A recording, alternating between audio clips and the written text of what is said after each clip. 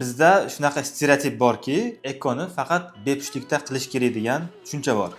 Bu xato tushuncha. Bugungi kunda birinchi navbatda ekoni farzand sog'lom tug'ilish uchun qilinadi. Ayniqsa, oldin farzandi nogiron tug'ilgan, genetik kasallik bilan tug'ilgan oilalarga birinchi navbatda eko yo'l bilan bola tug'ish maslahat beriladi. Agar biz aniq bilsak, oilada nasliy genetik kasallik bor, ota-onasi tashuvchi, qonunda bor shu narsa, o'zi sog'lom bo'lsa ham, bolasi genetik kasallik bilan tug'ildi, naslini o'tib, ba'zida 2-3 ta farzandi kasallik bilan tug'iladi. Shunaqa oilalarga eko yo'li bilan farzand tug'ish maslahat beriladi. Ya'ni bular bepusht bo'lgani uchun emas, bola ko'ra olmagani uchun emas, bolasi kasal tug'ilgani uchun, aynan sog'lom farzand tug'ib berish uchun eko yo'li bilan tug'ish maslahat beriladi. Bu aynan genetikani eng asosiy ustubi hisoblanadi. Davolat bo'lmaydigan og'ir genetik kasallik naslda bor oilalarga aynan shu narsa maslahat beriladi. O'zbekistonda juda ko'p qarindosh nikohlar bor. Bolasi nogiron tug'ilayotgan mana shunaqa oilalarga birinchi navbatda eko yo'li bilan sog'lom farzand tug'ish maslahat beriladi.